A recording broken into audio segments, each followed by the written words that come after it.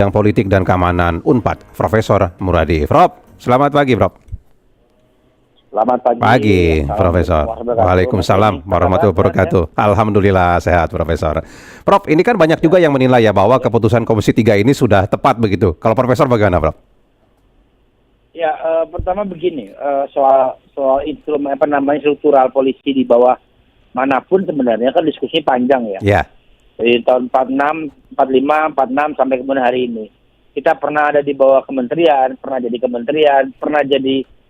menjadi Kementerian Keamanan dan seterusnya. Jadi udah semua itu sudah pernah dilakukan dan sampai hari ini saya kira dari berbagai skema tadi posisi polisi di bawah presiden itu yang paling ideal. Kenapa? Karena karakteristik tiga hal, Mas Jenny. Ya. Pertama, karakteristik historisnya.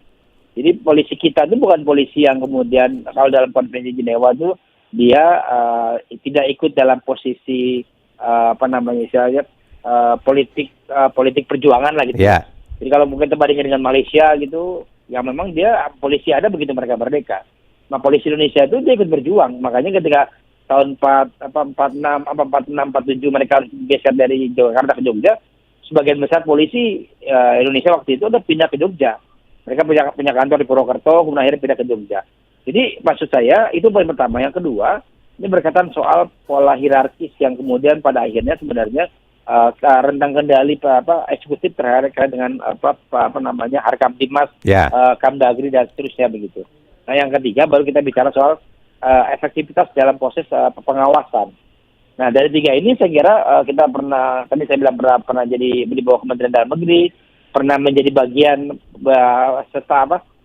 supervisi dari kejaksaan, pernah jadi Kementerian Pertahanan, Keamanan, Kementerian Kepolisian dan sebagainya. Dari hari ini saya kira ini yang idealnya apa? Dia di bawah presiden dalam posisi yang tetap hari ini begitu. Karena memang kalau itu kemudian diutak-atik lagi ada dua konsekuensi, Mas Denny. Pertama, konsekuensi konstitusi ya. Kita akan nanti berdebat dalam posisi misalnya memposisikan polisi jadi tidak dalam posisi yang setara dengan tentara ya. Di konstitusi kita kan pertahanan keamanan itu ya polisi dan tentara. Nah, yang kedua ini berkaitan soal pola organisasi. Saya nyebut begini. Orang mewacanakan misalnya dia menjadi di bawah Kementerian Dalam Negeri. Kementerian Dalam Negeri itu kompleksitas problemnya jauh lebih rumit dibanding Polri. Paling nggak saya hampir 20 tahun ya jadi pernah ada di tim ahli di sana ya. Lebih complicated saya bilang di Kemdagri misalnya. Ketika mereka dimasukkan ke Kemdagri maka kompleksitasnya makin banyak. Saya nyebut kalau di bawah polisi menjadi bagian Kementerian Dalam Negeri itu sama seperti macan dikasih sayap. Udah ada masalahnya makin besar. Udah galak juga bisa terbangan gitu kan seperti itu. Nah, sebenarnya jadi Kementerian Hukum dan sebagainya saya kira nggak bisa apple to apple ketika kita membandingkan kita dengan Jepang, kita dengan Malaysia, kita dengan makanya kulturnya berbeda. Kultur politik, kultur organisasi dan sebagainya. Jadi memang pada akhirnya saya kira penting buat kita untuk mencermati betul apa yang disampaikan teman-teman Komisi 3 sebagai bagian dari ikhtiar kita untuk mendorong polisi jauh lebih profesional. Jadi tinggal memperkuat di dua hal. Pertama di pengawasan, kedua adalah di pentakwa. Dari itu saya kira akan penting kalau tambah satu lagi dengan di leadership ya, pemimpinan tadi. Tiga itu ya saya kira penting untuk jauh lebih penting ketimbang kemudian kita memperdebatkan soal dia ada di mana. Gitu. Tapi sebagai gambaran utuh mungkin begitu ya Pak Muradi mungkin bisa disampaikan juga ke masyarakat plus minusnya Pak di dua hal ini. Plus minusnya ketika berada di kementerian, plus minusnya kalau berada di bawah presiden apa menurut Pak Muradi? Ya, jadi sebenarnya prinsip utama dia di bawah kementerian sebenarnya ada dua hal ya. Pertama, plusnya misalnya katakanlah direct organisasi, direct kerja Harkamtibmas, Kamdagri, Gakum dan sebagainya itu langsung di presiden. Ini sama dengan ketika posisi kejaksaan ya. Jadi posisi kejaksaan dengan para polisi setara ya adalah bagian dari eksekutif. Makanya kemudian ke depan misalnya kita mewacanakan sudah Kapolri nggak perlu lagi misalnya terpetugas lagi di DPR, sama seperti ketika presiden mengangkat jaksa agung di awal pemerintahan begitu. Jadi memang saya kira seperti jadi pada akhirnya saya kira itu menjadi kewenangan presiden. Tapi itu diskusi panjang ya nanti. Nah yang plus yang kedua ini bicara soal polisi jauh lebih profesional dalam konteks misalnya mendorong langkah-langkah kebijakan politik, kebijakan yang bersifat politik maupun non politik ya. Politik misalnya begini, kemarin misalnya salah satu titik evaluasi kita berkaitan dengan Polri adalah terkait dengan Parsok, mungkin Mas ini tahu ya Parsok ya, dimana kemudian dia menjadi instrumen kekuasaan. Itu yang nggak boleh sebenarnya. Harusnya ketika kemudian dia dibawa menjadi instrumen kekuasaan, maka posisi Polri itu akan sama dengan yang lain. Artinya memang perlu kemudian ada evaluasi dan sebagainya. Tapi itu kan sifatnya apa ya? Sejujurnya sifatnya dinamik ya. Memang tidak semua presiden melakukan itu. Ketika kemudian kita presiden yang baik supaya tidak memanfaatkan kekuasaan politik dan keamanan dan pertahanan untuk kepentingan politik jangka pendek begitu. Itu poin kedua. Nah yang ketiga saya kira poin ketiga polisi kemudian jauh lebih bisa berkreasi dalam upaya penegakan hukum. Kenapa? Karena dalam berbagai hal misalnya dia tidak lagi tersandra dengan misalnya kalau nanti bisa jadi kementerian ya, kementerian jadi bagian dari kementerian, dia akan ada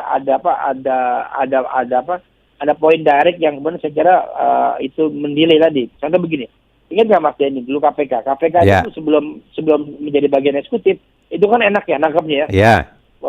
Independen lah begitu ya Pak, lebih leluasa begitu.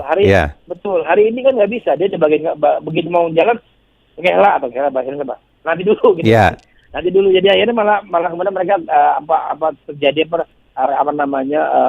delay yang saya kira jadi problem ke depan. Nah dari tiga ini apa negatifnya? Negatifnya memang ini juga isu yang menarik misalnya soal terkait dengan mereka nanti kalau kemudian tetap di kementerian tetap jadi bagian dari di bawah presiden, itu kemudian menjadi instrumen politiknya presiden.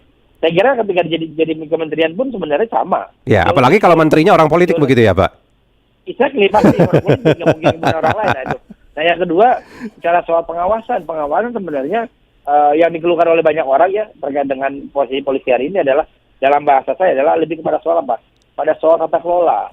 Tadi misalnya contoh gini, di Undang-Undang 2 2002 polisi itu, Kapolri itu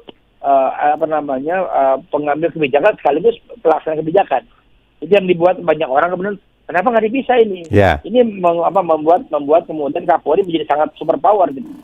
Saya kira kembali lagi soal tadi bahwa memang rentang kendali di dua hal ya. Pertama pengawasan dari presiden, yang kedua tadi pengawasan eksternal. Eksternal itu sebenarnya katakanlah kita perbaiki misalnya Kompolnas. Kalau Kompolnas hari ini kan nggak punya kaki, nggak punya tangan nih Mas Denny. Jadi mereka cuma membisiki aja. Tapi tergantung presiden, kalau presiden nggak mau ya nggak bisa. Nah kita mencontoh misalnya gimana Kompolnas misalnya punya kaki dan punya tangan yang jauh lebih efektif. Misalnya contoh gini. Nah sekarang kalau kita lihat di KUHP yang baru kan hari ini perbaikan misalnya soal penyidikan ya. Mulai penyidikan misalkan ya Mas Denny ya. Itu kan sudah harus ada didampingi oleh pengacara. Oke Prof, ini mungkin sebagai closing saja ya Prof ya. Jadi jika berada di bawah presiden sekarang ini kan pemerintah atau presiden kan punya target mereformasi Polri, bahkan ada tim reformasi segala dibentuk begitu ya. Nah jika tetap berada di bawah presiden, apakah program reformasi ini akan lebih mudah jika dibandingkan berada di bawah kementerian begitu Prof? Ada dua syarat ya. Syarat pertama memang tata kelolanya perlu dirapikan. Tadi misalnya soal pengawasan, kemudian soal bagaimana mereka mengadopsi undang-undang KUHP dan KUHAP. Gimana kemudian itu sebenarnya secara prinsipil gakumnya bisa terjadi. Itu yang pertama itu. Yang kedua tadi mendorong upaya pengawasan yang lebih efektif, Mas. Dengan misalnya Kompolnasnya jauh lebih bisa diberikan kekuasaannya. Yang saya kira itu problem sampai hari ini di banyak negara ya, terutama Indonesia juga mengalami seperti itu. Jadi kalau mau misalnya Kompolnasnya diberikan kewenangan supaya kemudian kita nggak lagi berdebat soal dia di bawah mana kemana, karena instrumen leadership, instrumen tata kelola dan instrumen pengawasan bisa bersamaan untuk bisa saling mendorong upaya Polri menjadi profesional begitu, Mas. Baik kalau begitu. Prof, terima kasih banyak sudah bersama kami pagi ini, Profesor. Sami-sami, terima kasih. Selamat pagi, Profesor. Terima kasih banyak, Prof. Guru Besar Bidang Politik dan Keamanan Unpad, Profesor Muradi.